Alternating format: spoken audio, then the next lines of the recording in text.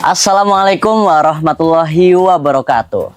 Halo Sobat Nalar, kembali lagi di Nalar Santri Amsilati. Santri menalar, dunia mendengar. Tempat di mana setiap isu yang beredar kita bahas dengan nalar, agar dapat dipastikan aman setiap apapun yang sudah terlanjur tertular. Baru aja kemarin, dunia maya dibuat ramai bukan karena konser, bukan juga karena drama seleb, tapi karena satu tayangan di televisi nasional, program Expose yang tayang tanggal 13 Oktober di Trans 7.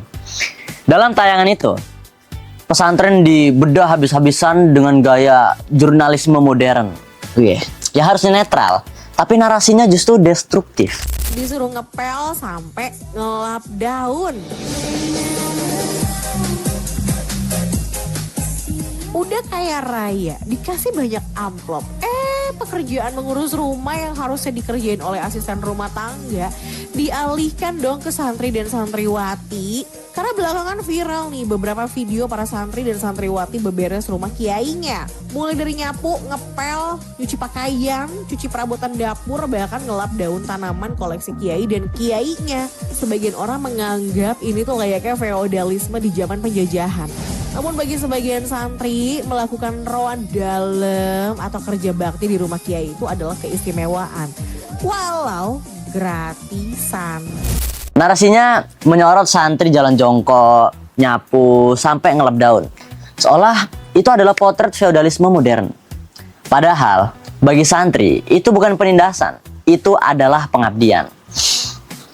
Yang jadi masalah besar itu bukan cuplikan videonya, tapi cara pemberitaannya. Yang mana itu emang sengaja dibentuk untuk menggiring opini publik, bukan untuk membuka pemahaman. Dan yang menarik, kita sebut aja ini sebagai jurnalisme modern versi terbaru. Karena kalau jurnalisme modern, artinya cuma memotong realitas, menyusun narasi-narasi miring, dan menembak tanpa data. Itu bukan pencerahan publik, tapi pengaburan makna. Dan sayangnya, yang dikorbankan bukan sekedar citra pesantren, tapi juga akal sehat masyarakat yang sudah menonton video tersebut. Ngomong-ngomong soal akal sehat, seorang yang kealimannya diakui dalam literatur Islam lintas madhab dan diakui dalam ilmuwan barat, bahkan masuk dalam 100 tokoh paling berpengaruh versi Michael Hart, yakni Imam Al-Ghazali, dalam Ihya Ulumuddin pernah membagi manusia jadi 4 golongan. Bunyinya, ar-rijalu arba'atun, rajulun yadri wa yadri annahu yadri fadalika alimun fattabi'uhu, wa rajulun yadri wa la yadri annahu yadri fadalika naimun faikiduhu, wa rajulun la yadri wa yadri annahu la yadri fadalika mustarsyidun faarsyiduhu, wa rajulun la yadri annahu la yadri fadzalika jahilun farfiduhu. Ihya Ulumuddin juz 1 halaman 80. Hakikatnya manusia ada 4 macam. Pertama, orang yang tahu dan sadar bahwa ia tahu, itulah orang alim, maka ikutilah dia. Kedua, orang yang tahu tapi nggak sadar bahwa ia itu tahu, seperti orang tidur, maka bangunkan dia. Ketiga, orang yang belum tahu tapi sadar bahwa dirinya belum tahu, maka bimbinglah dia dengan lembut. Dan keempat, orang yang nggak tahu tapi juga tidak sadar bahwa dirinya tidak tahu, inilah yang harus dijauhi. Karena bahayanya bukan cuma bagi dirinya, tapi bagi seluruh masyarakat. Jadi sebelum kita bahas panjang soal tayangan kemarin, ayo kita cek dulu, kita ini termasuk golongan yang mana? Apakah penonton yang menalar, yang mencari tahu, atau penonton yang sekedar scroll, lihat thumbnail terus komen feodal tanpa paham konteksnya gimana? Kalau yang terakhir, ya berarti posisinya jelas, golongan keempat. Ya ibarat orang yang nggak pernah nyicip makanan pesantren, tapi paling rajin ngasih review di kolom komentar. Baru nonton satu tayangan miring, langsung heboh seolah tahu dalamannya. Dan kalau jenis begini, yang paling nyaring suaranya, ya wajar. Karena tong kosong sekali diketuk biasanya paling ribut bunyinya.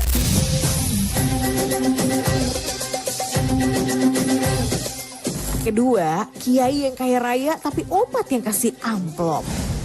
Bukan hanya santri usia anak-anak, yang udah bapak-bapak pun ketemu kiainya masih ngesot untuk mencium tangan. Dan yang mencengangkan, ternyata yang ngesot itulah yang kasih amplop. Netizen pun curiga nih bahwa bisa jadi inilah sebabnya sebagian kiai makin kaya raya. Mobil mewah hingga harga miliaran. Sarungnya aja pun merek termahal yang harganya berkisar antara 400 ribuan sampai 12 jutaan rupiah gitu deh. Dan satu keluarga nih, sana family kecipratan duitnya. Padahal kan harusnya kalau kaya raya mah umatnya yang dikasih duit ya enggak sih? Tapi ya gimana ya, dengan ngasih amplop pada kiai kan diharapkan bisa dapat berkah. Kalau enggak ya ambil hikmahnya aja deh. Di tayangan Trans 7 tanggal 13 Oktober kemarin, lewat program Expose yang juga tayang di IndiHome, ada satu segmen yang ya bisa dibilang digoreng bukan hanya garing, tapi terlalu alot dan keras. Katanya gini, kiai yang kaya raya, tapi masa umatnya yang ngasih amplop? Bahkan yang udah bapak-bapak pun masih ngesot nyium tangan. Dan yang ngesot itu justru yang ngasih amplop. Wow. Lalu disambung lagi dengan kalimat, mungkin ini sebabnya sebagian kiai makin kaya. Mobil mewah, sarungnya puluhan juta, keluarganya kecipratan. Kalimatnya rapi, gaya jurnalistiknya manis, tapi isinya pahit banget. Dan yang bikin rame, bukan cuman potongan visualnya, tapi narasinya yang destruktif. Karena framingnya bukan sekedar kritik, tapi insinuasi. Seolah-olah kiai itu hidup dari amplop rakyat, bukan dari keberkahan ilmu. Padahal yang namanya presiden itu ya kaya raya, uangnya triliunan, sedangkan rakyatnya banyak yang miskin. Gak ada tuh yang rame bilang itu feodalisme politik. Padahal yang bertanggung jawab atas semua kemiskinan itu presiden, bukan kiai. Kiai itu gak punya APBN, gak ada anggaran dana bansos, gak duduk di kursi kabinet. Tapi yang diserang justru malah kiai. Lah, terus kalau kiai pakai sarung bagus, salah. Itu biasanya hadiah dari santrinya, bentuk rasa cinta dan penghormatan. Ya masa ngasih sarung ke gurunya yang ngajarin Quran cuma 25.000? Pasti ingin yang terbaik buat orang yang dianggap membawa mereka ke jalan ilmu. Dan kalau kiai pakai hadiah itu bukan gaya hidup mewah, tapi cara menghargai pemberian. Begitu pula dengan mobil, amplop, dan segala macam hadiah. Karena kadang yang diberi bukan sekedar barang, tapi doa dari hati yang tulus. Dalam Bughyatul Mustarsyidin, Imam As-Suyuti menyebutkan 5 tingkatan pahala sedekah. Dzakara As-Suyutiyu fi khumasihi anna thawaba shadaqati khamsatu anwa'in wahidatun bi asyaratin wa hiya ala sahihil jismi wa wahidatun bi tis'ina wa hiya alal a'ma wal mubtala wa wahidatun bi tis'imiatin wa hiya ala dzi qarabatin muhtajin wa wahidatun bi mi'ati alfin wa hiya alal abwaini wa wahidatun bi tis'imiati alfin wa hiya ala alimin au faqihin. Imam Suyuti menjelaskan, pahala sedekah paling tinggi sampai 900.000 kali lipat adalah sedekah kepada alim atau faqih, yaitu orang berilmu dan mengamalkan ilmunya.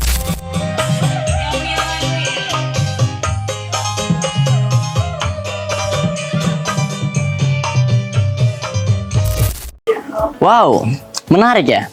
Kalau yang seperti ini, uang disawer, dilempar ke panggung, diseragi penonton, nggak ada yang nyebutnya feodal.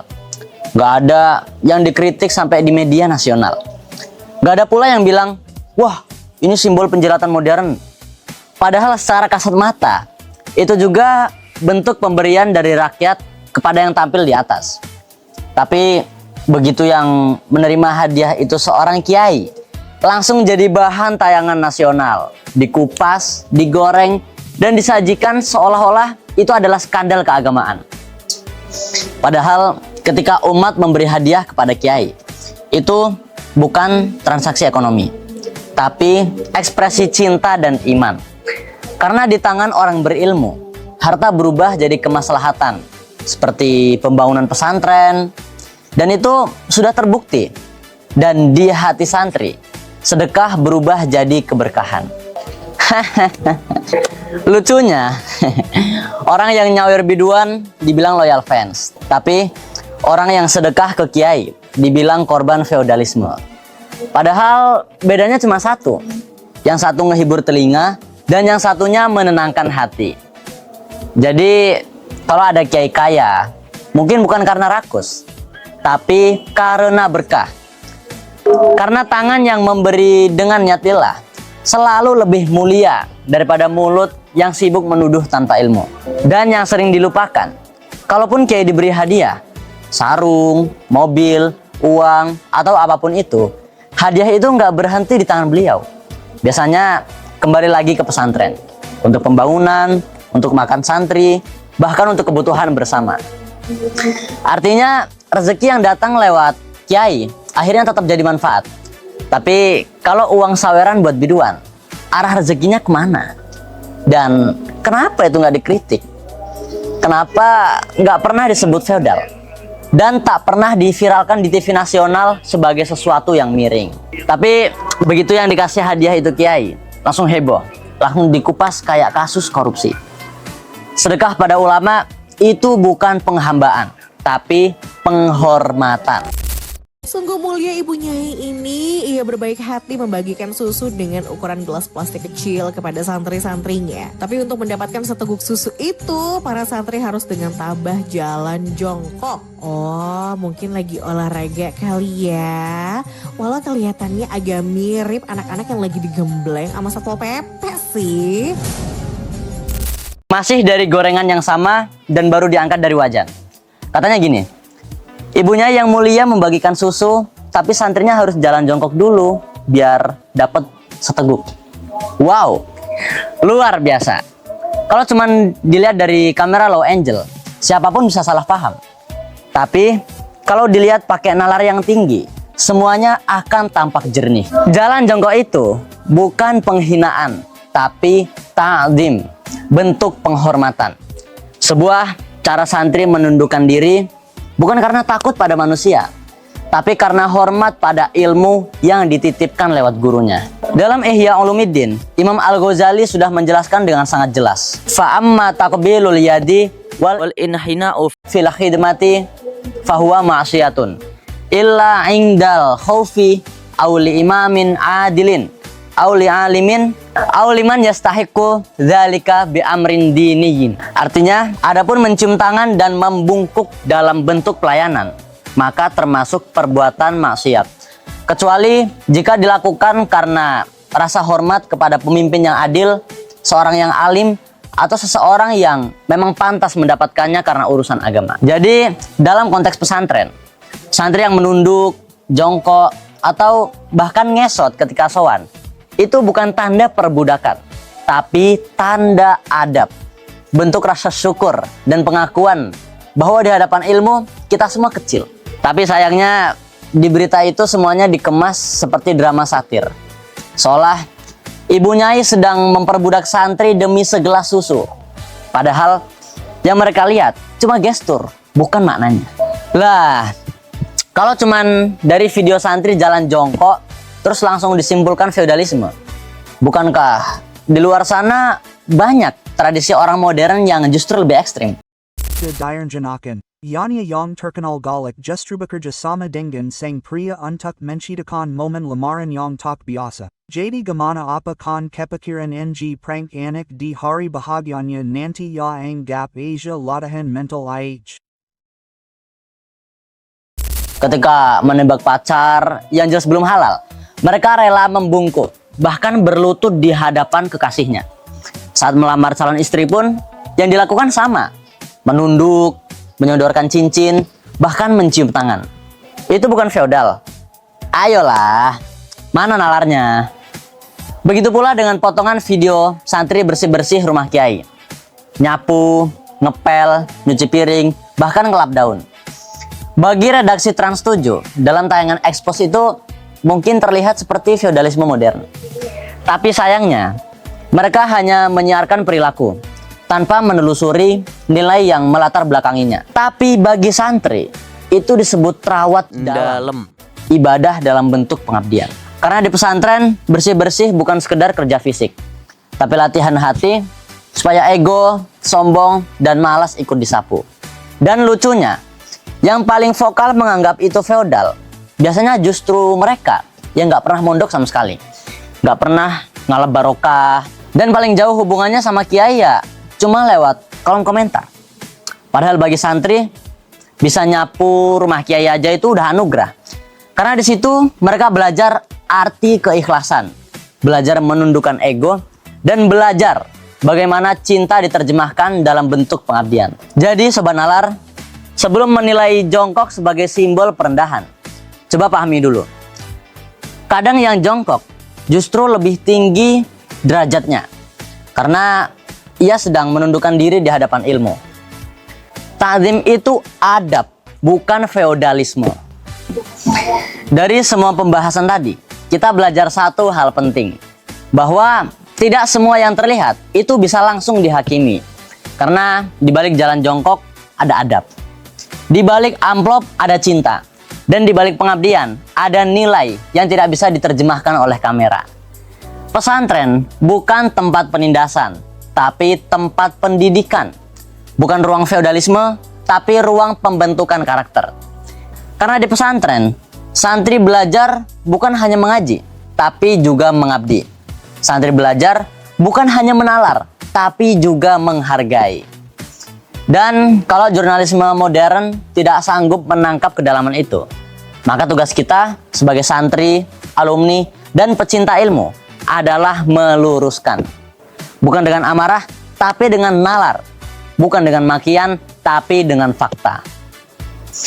Pondok pesantren bukan musuh peradaban, justru pilar utama penjaga akhlak dan keutuhan bangsa. Jangan jadikan pesantren sasaran framing dan fitnah. Kami cinta kedamaian, tapi kami juga akan tegas jika kehormatan ulama kami dilecehkan. Terima kasih sudah menonton dan menalar bersama kami. Sampai jumpa di episode selanjutnya di Nalar Santri Amsilati. Santri menalar, dunia mendengar. Wassalamualaikum warahmatullahi wabarakatuh.